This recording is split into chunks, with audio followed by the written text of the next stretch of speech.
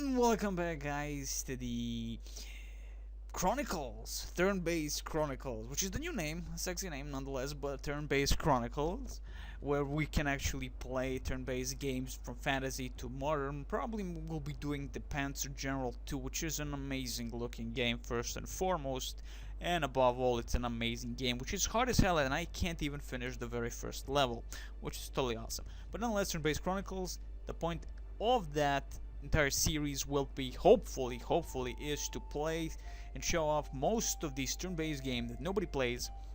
Nobody shows them off in any way, in not a huge amount of detail, especially, and not in a huge length of them.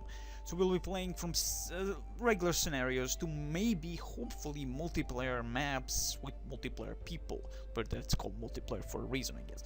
So anyway, so we're gonna begin with the Ice Queen of Terror. And yeah, my first turn. We've chosen in the last video, we chosen the freaking evil race of Frostlings, which they're actually not evil, they're actually neutral, and as every race has its own neutrality. Well, maybe they're evil, maybe they're neutral, maybe they're good. Humans are neutral, they can be evil and good, they can choose. Again, we have the diplomacy screen, and we'll be showing you first and foremost the UI. Again, this is also for the people that do not know this stuff. We'll be showing you the UI if you don't want to play the tutorial thing. So again, the UI, a little bit problematic at the very beginning, but here at the moment, the middle screen, you can immediately see the wizard. That, of course, is my wizard queen of awesome. And of course, on the left side, you have the active spells. Now, these spells, if you played, of course, Age of Wonders 3, you probably already know. You have like the global skills, which you can do on the entire map. You cannot use in the battle screen, like you have the Zephyr bird, which is an evil bird of evilness. And of course, at the moment, we only have like one. And the second thing, we have the unit enchantment. We can enchant our units on the map itself. Now, I do not know if this actually works in combat. I do not think so. And these are the combat spells. So I'm guessing these spells are only for the combat alone. So nothing else you can choose. So we have the Suffocate, which pulls the air from the lungs of the target and saves for 1 point of evil damage of evil. And, or should I say half. But nonetheless, of evil. Well, if you're not truly fully evil, then we're only half evil at the moment, because we don't know if we're gonna be actually evil or good. We're neutral. Nonetheless, we have all these new stuff, so we're gonna be good. So the beginning, there's the beginning. We are the Frostlings, and the right side, of course, we have the powers, which have at the moment researching these powers. So at the moment, we are researching the enchanted weapon. As you can see, it costs 10 mana and has a 3 upkeep, but gives the unit +1 to attack and +1 to damage and magic strike. Now here you have a nice little thing, we can pull 2 mana. That means that you utilize huge amount of mana in the battle. Mind you need mana to cast the spells above all. But if you use that, as you can see, we are maxed out, but it has like 999 turns to actually finish anything. So if you go immediately on research, and this research, I'm not sure about how that actually works, except of course you can see that the turns are much slower, so we get the enchanted weapon for 4th turn instead of on the 9 turns. So we'll have it in 4 turns. So that's cool. We're gonna go immediately for the max research, because the combat I'm gonna try to avoid only when we have to, and I'm guessing we have enough of our infantry force at the moment. Beginning will, again, the difference to me towards Heroes of Might and Magic, and of course the Age of Wonders and the Disciples and all other good fantastic games out there that are fantasy based, is that I love that you have the ability to just take your time, make your armies, make your castles, raid, pillage, and burn when you have to, and that's it. And that's the beauty of it. You don't feel that you have to rush. And in the Heroes of Might and Magic, I always feel I have to rush. In Disciples too, I always feel I have to rush. And this time around, in the Age of Wonders, it's a beautiful Civ-like game. It has moments where you have to just rush, of course, and some moments where you actually can choose above all if you want to be more diplomatic or not. Again, depending also on your race. But again, this is also blind to me, so I can only explain the things that I do understand logically. Of course, I love learning like I am, like slowly but surely from the mistakes. That's awesome. So nonetheless, we have like good stuff here. So what we're gonna go, we can go immediately enchant weapon. Now that would actually be good, because enchant weapon requires 10 mana to cast, right? Now that's a good thing if you think about it, because we get it in 4 turns, and if we do have fight, and mind you, because now we have a less mana to cast things with, and this only costs 10 mana. That's a good thing immediately. We're gonna go that at the very beginning. Immediately go over here, research onto the max the shit out of that crap.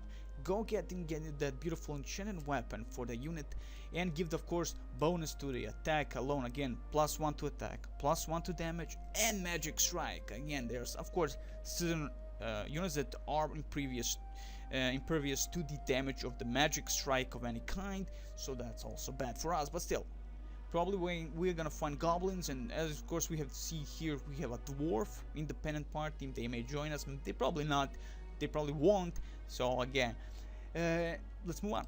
Okay, we have chosen that in 4 turns we'll have that beautiful magic weapon of evil.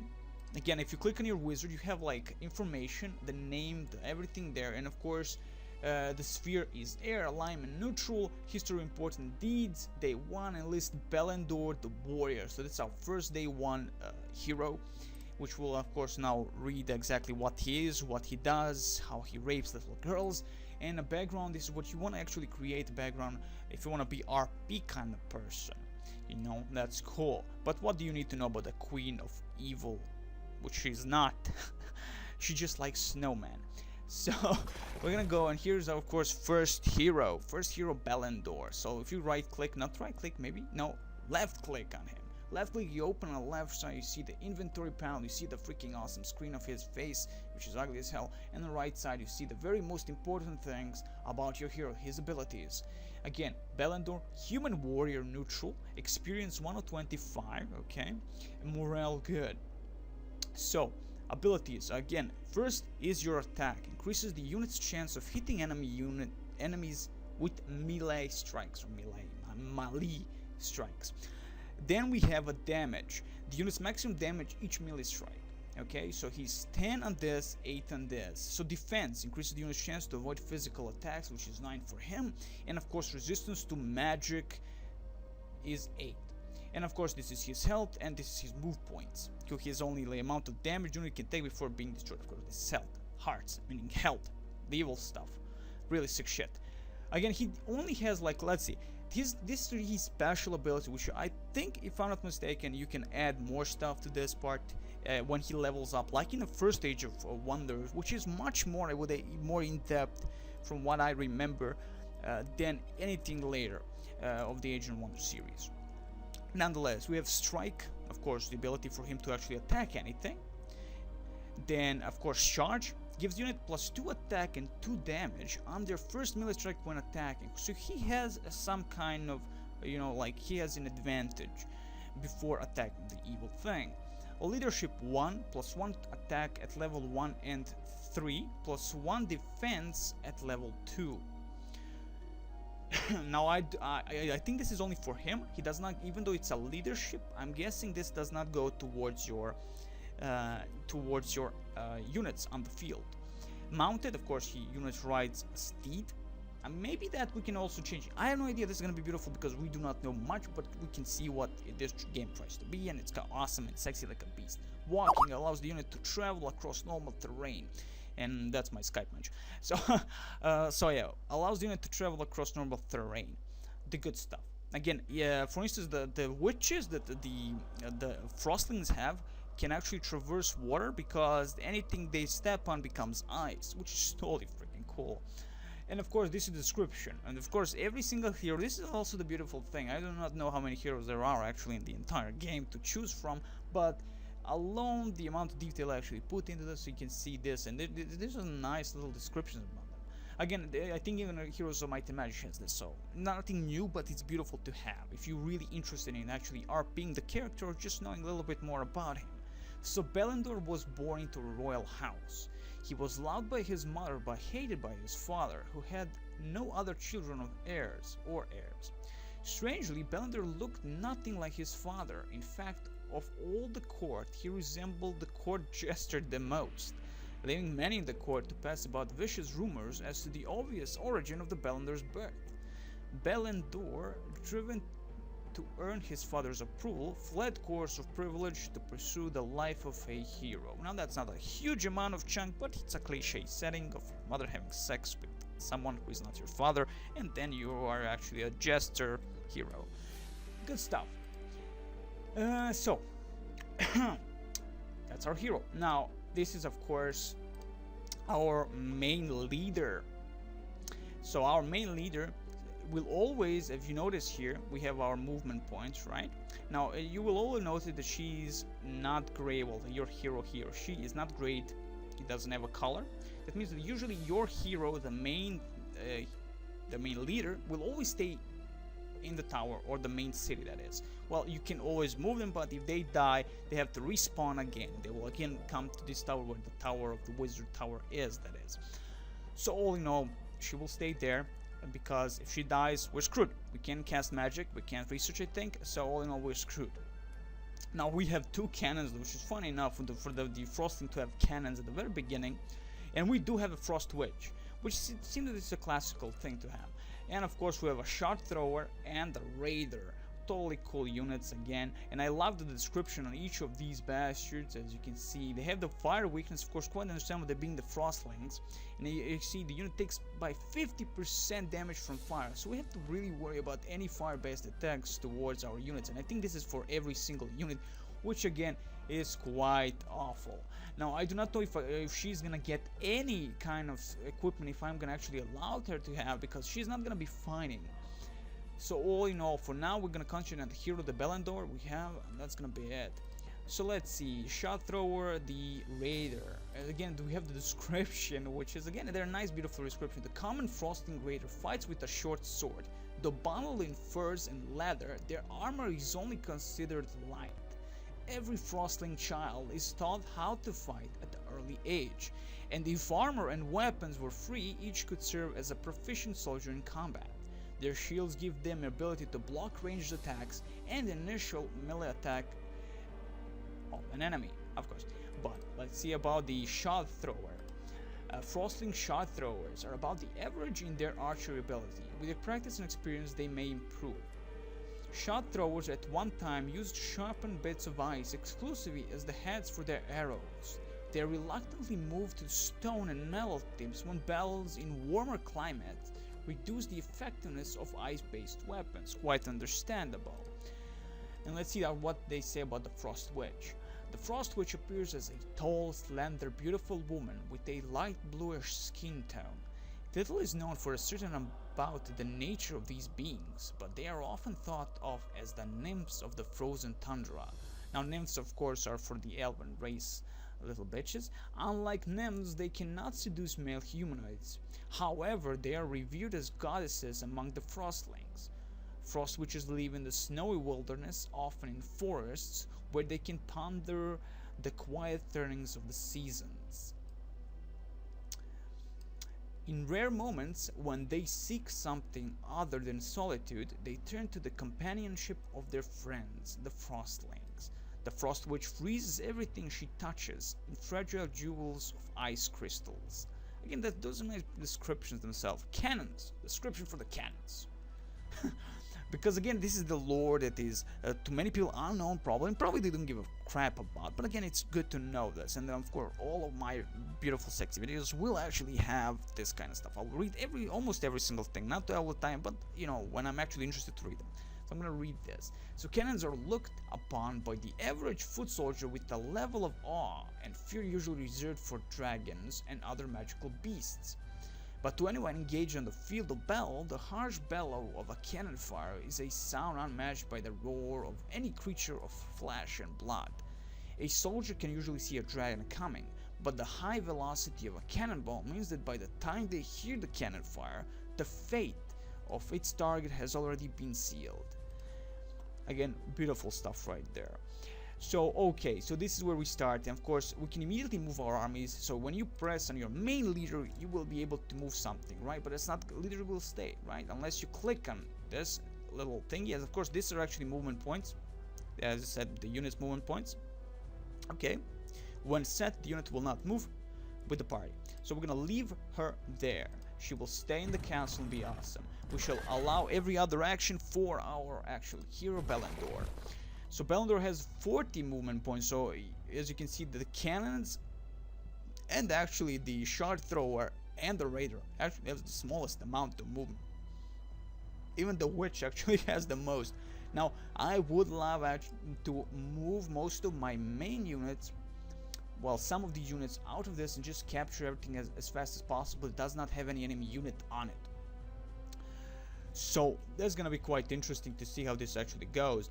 So again, we are surrounded by frost. Funny enough, even though we have a frost castle lost in the city itself, we have greenery around us. So I'm guessing because this was actually a stationary position for the little hobbit people, for Simon and his hobbit friends, we're gonna actually hopefully get all the snow around us later on down the line.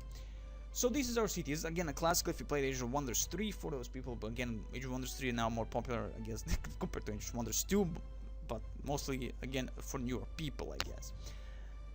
So again, we have the stuff here: unit production options, structure production options, and of course other production options. In other production options, you have the raise, loot, produce housing, produce merchandise. Now I never go for these two unless I actually have more cities. So again, so Snow Scraper, we have the Raider, the Shadow Thrower, the Wolf Rider, the Frost Witch, the Ballista, again our Siege Weapon of Evil, the Pioneer, which again build a new land of opportunity for us, the new city, which I would try and put somewhere where it would actually mean something for us at the very beginning, and the Catapult, and of course a Siege Weapon of Evil.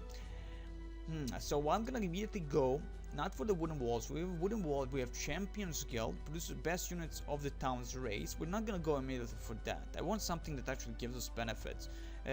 Produces priest, increases mana, not the bad stuff to begin with.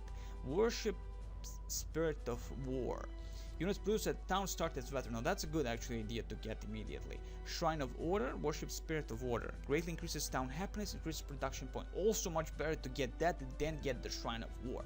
But depending on how we're gonna move this around this map, that's gonna be quite interesting to see how this is actually gonna go. Worship Spirit of Nature increases town growth, and a Shrine of Magic increases mana, income, and research. And also, I mean, there's all of them are good to choose immediately, but I'm guessing we'll have to choose one of them. Well, we know we're gonna have to choose only one of them to actually work our way through others. So let's see. I'm gonna go with increases production points.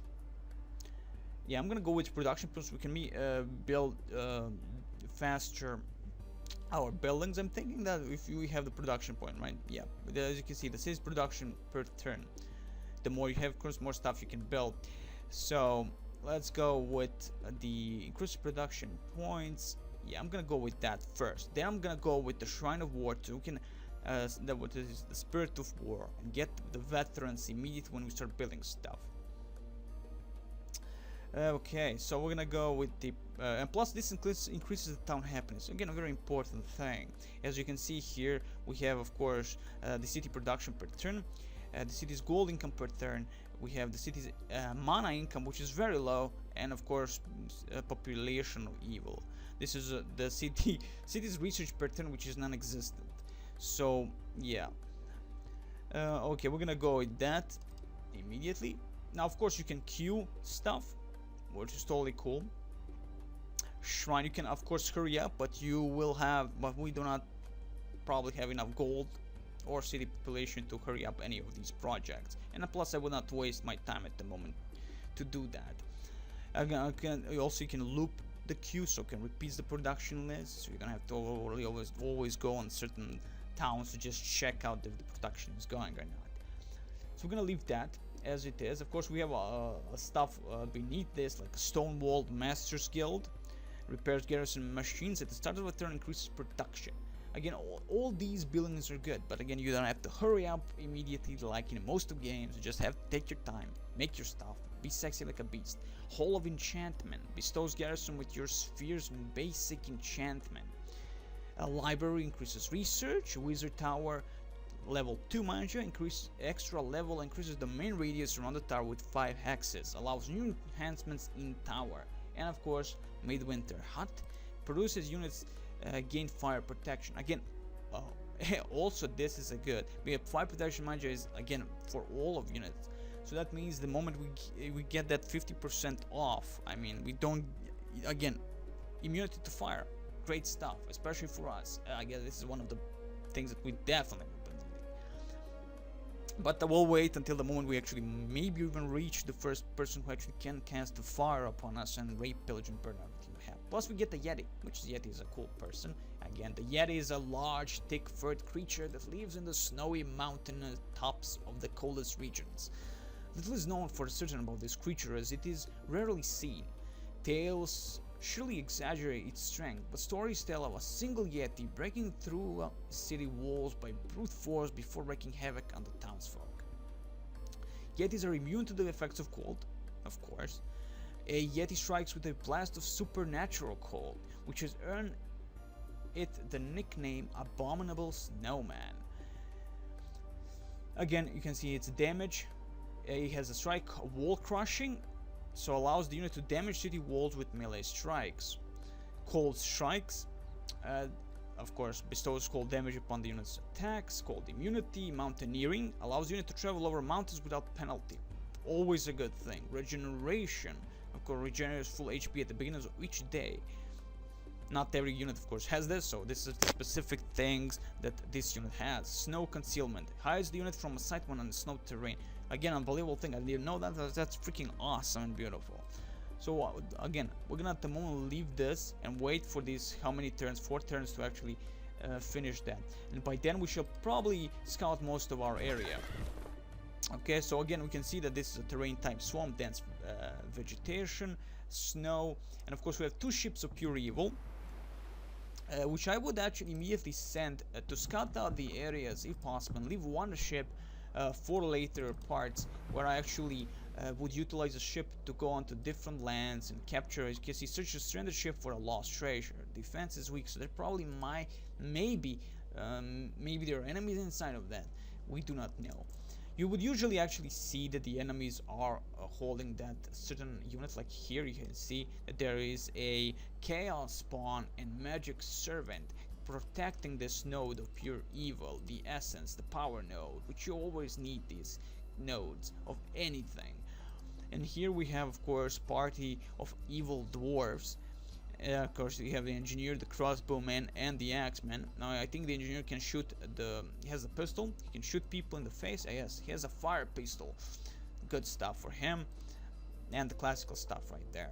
We're not gonna read their description because we should start playing a little bit.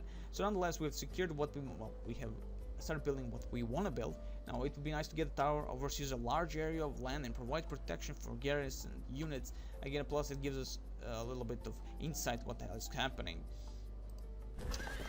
So we shall maybe move one of these if we can get more people into this. Would be nice. Now I will not attack these guys at the very beginning. Conquering magic group closes instruments in the very fabric of the cosmos, spawning a node of your sphere. So we get air sphere if we capture this. Now because we are freaking slow as hell because of the cannons themselves, we can't really do much. So I'm gonna move the unit that actually has the most, that is my hero, or actually her. Yeah, I'm gonna move only her, that is the Frost Wedge. Again, she can move throughout, well, she can move over the water like Jesus. So she will utilize her to capture most of the nodes. Oh, as you can see, as she crosses, everything becomes frozen again. That's beautiful. That's just a little attention to detail like that is what gives this. Again, the game looks amazing, so those little details very important. So what we'll be doing, moving towards these dwarves and fucking them up. I think I have enough, maybe. Maybe? No. Oh, I did move also him with her. Oh, my bad. You see that that's fucked up. Now we'll take windmill. Now windmill income plus 10, which is always good to have. I'm gonna get that. And of course there is an item right there. We do not know what it is yet until we actually pick a bag with items, so we can send to our hero something. Okay, so we'll be moving towards the dwarves with our thing. I will be moving this beautiful man here, whatever his name, Raider. We're moving Raider. That's one of you, not the Raider. We're gonna be moving also towards that position, so we can actually. Even we have this. Dwarves have like one dude with with the axe, so it looks like a spear, and they have of course crossbowman and the engineer. Now I think the engineer has a special ability, maybe, yeah, repair machines. So yeah, probably, yeah, replenish 5 to 10. Okay, I was thinking he might even better. No, yes, attempts to destroy an enemy machine. It has a better attack 18, damage 15, fire physical wall. Nonetheless, so he has a way to destroy our machines, aka our cannons. So again, we only have like 2 units that actually can go face to face with the enemy. So all in all, we've done what we want here. We have spells that we can activate. We have activate the Zephyr Bud. Which would not be bad. You need 2 turns to actually do that. Or you can use haste. Allow target unit to move at greater speed. Maybe this could have helped at the very beginning if we did it. Not enough mana. Of course, with 15 mana. Yeah, again, these are the casting points, mind you. This is mana. We have 0.25 at the moment, at the very beginning. So, again, plus we put most on research immediately. So, all in all, let's see again if that actually helps a lot.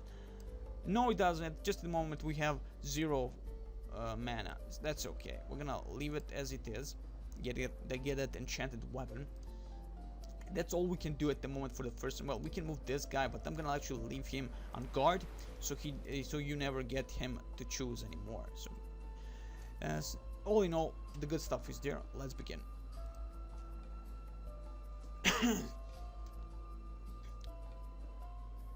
Now, thankfully, there are not huge amount of people in this one, but those chaos spawns, the chaos demons, or whatever you're gonna call them, the shadow demons, that is, they are a little bit, you know, like terrifying monsters. Oh no, on left side, of course, they didn't explain that there is your news feed. So what happens? So we got a wind bill capture back then. We got day 2 dawns, and again, new turn report, plus 25 mana and plus 38 gold. Thankfully, we did capture this. So I'm gonna go for that bag of gold, and it actually has a piercer, attack plus 1, damage plus 2, and first strike. So I'm gonna teleport that to Bellador, however, 66, I think, yeah, mana cost depend on item power and distance. Okay, so 66 mana, which is no way we have that. Damn, yeah, I'll have to actually move him. I'm gonna leave these guys where they are. I'm gonna move Bellanor towards that. Again, he has the most movement points. We'll capture that and put him as a new weapon. As you can see immediately, everything just moves, and we got the upgrade to the attack. I think attack plus 1, damage plus 2. Yeah, that's amazing. Plus, again, he is what exactly? Is he a warrior? Human warrior? Yes, he's a human warrior. Bellandor, human warrior. So all in all, that's perfect for him. Just perfect immediately at the very beginning. So let's capture that windmill. We have more evil dwarves here. I'm guessing because of the setup of the map, where you begin usually in this place with the little gnomes. I guess they would join your party, maybe. So maybe we have actually allowed ourselves to get the imbalance compared to other races at the very beginning, because maybe they immediately have their allies under their party. Some of them joined, some of them maybe did not, but still. Yeah, we can attack them. We can't talk them. As you can see, we have swords. If we could talk to them to join the party, it would be, of course, the bubble, the speech bubble, but it's something that we have only to fight them. So all in all, our worst fears are there. Is that we are kind of screwed at the very beginning, but that's okay. You know, that's okay. We'll manage. All in all, let's see, where should we go? Okay, we have captured the most 2 prominent things. We'll be moving these guys here. Plus, we'll again see a little bit of terrain. We can capture that. Not with him, but nonetheless, he will be moving towards the main army. Let's see. Where is our witch? Oh, witch is in our party. Right. I forgot that we have actually, yes. Sometimes you see that happens. You get the party member even if you're not noticing that. I think just for the beginning, if you want to secure all this, we need a good army. So I'm gonna concentrate on capturing whatever is the closest to my castle. Now we have captured 2 windmills. Okay, that's it for this turn. Okay, good stuff. We'll be moving, of course, this. Not towards up. I'm gonna go towards this lands here and see this. See, for this to capture that, we need at least one unit, and it seems there is nobody guarding this. So as soon as we can, we'll capture that with the maybe the witch again, which can traverse water, or put someone into this boat and capture it. We have some mana here. Also, this is our, of course, influence terrain from which we can actually throw our fireballs and all the good stuff and support our units in battle. And of course, we are already getting close to the enemy border. I do not know whose domain this actually is. Here they are, the gray. So maybe the shadow demons are right in front of us, which would be a terrifying experience for the very first game. So let's move on. Of course, that's it. Yeah, I see. Not all parts have finished moving. Do you want to enter? No. And immediately we'll throw, of course, to the next unit that did not move, or you use this button here, or press space, I think. Nonetheless, she will always stay in the city for now, at least. I don't know what to do with her. She's a sorceress, and she should stay in the tower. So she will stay there on guard. And if you put on guard, they should never again come into the queue. So all in all is good. So let's begin. We're still waiting for first building to actually be built, which gives us town's happiness and gives us production bonus or research or whatever, something like that. Okay, day 3, we have plus 25 mana and plus 48 gold. That's all what happened. Okay, we did not get any kind of special stuff, yeah, the good stuff. But that's okay. At the very beginning, we do not know what to expect in this scenario, so we're gonna capture that. Hopefully, yeah, as you can see, there actually someone is guarding, but it's weak as hell, so we'll retreat because no need to fight that yet. We're gonna actually kill all those dwarves there. Why? But I think these things are much easier to kill than those monsters within. Even though this defense is weak, I'm a little bit afraid of those evil fire demons. So I'm gonna move him towards the main armies. Excellent. Plus we need the XP for all that. Yeah. I'm like tempted to just use her to scout the living crap out of every single thing. But the thing is, just for this beginning, I'm not gonna do it. I can't build any unit at the moment because of one city alone. So I'm gonna send her right there. Plus she has a huge movement points, which again is a plus. She was already there. So in the next turn we'll be fighting these guys. Let's see. Of course, our barge of evil will be moving towards this position. Okay. Domain of what? Which domain is this? I think that was the let's see, this horn here is our diplomacy. So again, you can see the reputation, the alignment, the sphere of power, the player type, of course our skills, and of course our influences upon other races, even though they are not present on the map. And again, with the humans, we have the green present of evil. The relation with humans is polite because realm consists primarily of the races of Twilight. So all in all, it's dependent if you're an evil race, a good elf. We are a neutral race, so we can, I guess, choose the path. So at the moment, again, I'm only the air sphere, which is a cool sphere of evil, and that's about it. So let's see. Again, here we have the realms options, the treasure. We can see every city. How many cities? We have only one city. We have heroes 1, Belendor, level 1 quest. No quest. You might get quests in this scenario from gods or whatever, spirits of forests or some crap like that. You can see the units 51 upkeep for them, which is not bad, I guess, but again, it's over what we actually get. So all in all, income is 99 here, so I guess all in all it's big neat. Nonetheless, we're awesome. Again, treasury, the good stuff, the bad stuff, the ugly stuff, it's all there. Damn, my voice is going crazy already. Let's see. Oh, 2 turns until the enchanted weapon comes to being. Excellent. Did we move everything? No, we didn't. Again, you can see another tower not yet taken. This tower has been taken, I think. Let's see. What owned by Ariani? Ariani, I have no idea who. That definitely is not a the evil old devourer of souls, the shadow demons. Though a shadow demon should actually be neat, but there is only surface access. You can see there is only like shows the surface level. You would usually have the underground and the shadow realm. So at the moment we don't have the shadow realm nor the underground, or at all in this scenario. So that means they're on the surface.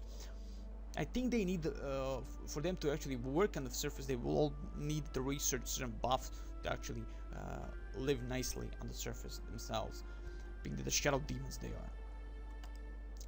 are. Okay, that's it. Let's do another turn. Now I do not know if should again. I can't actually use the Zephyr because we didn't have enough mana. We had 0 at the beginning, and this is again day 4 that will dawn. Hopefully, with no problem. Oh, and there it goes. We have already not an enemy. This is Julia. This is the elves. They're coming from up there. So that means we're immediately close to every single city. Someone will die, definitely at the very beginning. So they have one scout scouting the entire area. Very smart indeed. And we might actually go into the talk with the Julia. Unknown Julia, okay. Alignment good, reputation average, negotiate. Again, you can see the spheres of evil she has. So we'll go with negotiate and select that. We'll offer peace, because peace is always good. Would never accept this offer. Well, we'll send it nonetheless. Maybe a little bit gold, huh? Maybe she wants to gold. Huh? No? Maybe a little bit gold? No? No? No, she does not want that, does she? Maybe a 0 gold? Maybe let's see if we give a little bit gold, because she's a whore like that. Yeah, would never accept. Okay, so all in all, no, I'll just send it for in case. Maybe she will, maybe she won't. If she tries something, I will just rape her. So all in all, the good stuff is there. Okay, that's done. Let's see. Okay. Let's get inside this army and finally finish off the dwarf, just cause if the Julia can actually get the help from the dwarf, that would be awful for us. So if she get rid of this bastard, that would be already immediately bad. So let's attack. Okay, so this is what will be attacking them. So again, you're attacking independent force. What you do, quick battle, manual retreat. We're going to go with the manual because, I mean, even with quick battle, we probably will win. But I don't want to lose these cannons. So we're going to go into manual battle, plus it's our first manual battle. A middle shot from their pistol, gonna very inaccurate, I would say. Here moves, of course, the X-Men. From the side comes the crossbowman, the crossbow dwarf. Let's see. We have a raider, and we'll actually immediately attack that crossbowman because why not? He shouldn't have any kind of close-up support. That is huge damage here. As you can see, damage only 1 in melee. You see yourself here. We do not know exact damage from the fire crossbow. Okay, attack damage is 16. Okay, so damage 7 to physical. All in all, the good stuff. You see, this unit can travel underground without penalty. Good stuff. Okay, at the very beginning, we'll utilize our cannons of full firepower of our battle stations, that is, and fire at him. And again, as you can see, the arc, and if there is usually something between these, you can actually hurt your own men. If your men, of course, are between the cannon and the stuff, and you can actually kill them outright, and that because you're attacking from the side. And I think there is a huge bonus if you attack from the side. I'm not sure, but if it happens, it happens. And that damage was actually not that strong. Independent engineer, as you can see, 10 of 15, so only 5 health destroyed. That X-Men is closing by. I'm gonna attack him, of course, with Belendor. But I want to kill any of these bad. You see this? The probability of success is minimal. So I'm gonna attack him up head. Oh, so it was definitely seen that the accuracy is always damage is dependent upon how far the target is. I mean, the freaking thing just owned him. That's beauty. That's a beauty right there. Of course, you can zoom in, zoom out. As you can see, the zoom level. You can even, I think, lock the zoom level with the middle click. So we have the archer, the shard thrower. Archery, you can see we can't do much, and we might probably don't have to. So I'm gonna leave the I'm gonna move the archer here, just for funsies. I'm gonna move the. I have to remember how they're called, shard thrower. So that's it. There we can't attack. We're small people. It would seem we're close to goblin evil race, so we have small legs. We have, of course, the frostball's ability for the ice queen of evil. Again, as you can see, because of the freaking cliffs, again, you can utilize that for your own advantage, of course. and actually gives a bonus there. I think the Age of Wonders 3 has actually no impact in that. I think at least. So all in all, I'm gonna be moving my Ballon d'Or here just to maybe kill that pistol man of evil, engineer that is, and we'll maybe get some XP for Ballon d'Or. Though I do not, I'm yet to see if the Ballon d'Or gets the XP even if he does not attack anyone and just, you know, gets the entire battle. Well, he gets XP, or if he actually attacks someone and kills, he only gets XP. I have no idea. Well, we'll see how that goes. Again, it's blind pretty much. So, yeah, the good stuff. Okay, as you can see here, now I don't know if he's gonna hit this or gonna hit us. So, I'm gonna go. Okay, yeah, nothing. Okay, we tried, nothing happened. I'm gonna move the Frost Wedge. Now she has a melee attack, I think, and she has the, of course, the Ice Ball, Frost Ball, that is. Like I said, melee attack. Let's see, leadership, true seeing unit is capable of seeing hidden units, so she can see hidden unit. Okay, Cold Strike, okay. Regeneration, Pet of Frost, turns the terrain into snow as the unit moves over it. Beautiful, sexy thing. And of course, snow concealment. Again, a beautiful thing. I didn't know that. Like, probably the elves, if they're in greenery, they can actually conceal themselves, which is again a very beautiful thing. So yeah. Let's see. So we can't do anything anymore. We can hope to kill this bastard before Ballon d'Or arrives, because who knows the damage thing this can do. Again, actually damage is 8 physical. Hopefully the Ballon d'Or can handle that shit. He has the new weapon of choice. So let's click that. Oh, that crossbow in the face. That crossbow, ooh, that's a nice damage they actually did. Look at this beautiful damage. Look at this beautiful damage. 6, oh my god, 12. That crossbow, just in the face. You know, the accuracy was right there. So let's see the attack of her up close. Okay, so there, as you can see, crossbowman is frozen. See, so that she can definitely freeze targets, as we have read that. Excellent in her biography. In her text of evil. Frostbow strike, yeah. Because this doesn't say that she can actually freeze the target when it attacks. But when we read the description about the unit, it did say that. So again, reading description is very helpful. So we should read every single description possible. So let's see if we can do something here. As you can see, the dwarf's pretty freaking strong. Pretty freaking strong. Defense is 6 compared to ours 7. Well, that's okay. We're better a little bit. Okay, see, 3 times. Because he did not move, he did not cut one of these possible attack turns. So all in all, 3 times, hit once, excellent. Though this is not going well, to be honest. Not the way I was hoping. Ah, fail. Fail right there. But I will charge into this. Yes. Okay. And I'll try with them. And again, fail. That's okay. We tried, we failed. Now again, I'm worried that the crossbow will attack him. He can't move, he can hide from the crossbow shot. So, all in all, the good stuff, the bad stuff, the ugly stuff, it's all there. She can't attack the second time, so we can only hope. Okay, he missed. He's attacking the Ballon d'Or. Ballon d'Or actually kicking his ass. There's no way he can actually defeat us in the close combat. Again, oh, actually he has 8 damage on melee. So again, he has the ability to fire the pistol, and he has, of course, the ability to actually fight hand-to-hand combat. This asshole shouldn't, right? Let me see. Yeah, I mean, he's so weak in melee, we should be able to kill him like nothing. Excellent, he's dead, as we said. He is dead. I'm gonna move Frost Witch just up close into his face. Oh, frozen again, a buff, debuff, whatever, debuff, I guess. Engineer is frozen, so he won't be able to move, I guess, for some time. And of course, if we'll be able to shoot him again with probability of of course, hurting our own units, big, and of course we won't be doing that. So we'll leave again. He is frozen, and again you can't do anything. So attacking like that, Ballon d'Or, excellent. Ballon d'Or wins. Victory, 0 units lost. We did suffer some health damage, and that's it. And of course you can see here, of course, over time, over turns, we'll be able to return all that crap.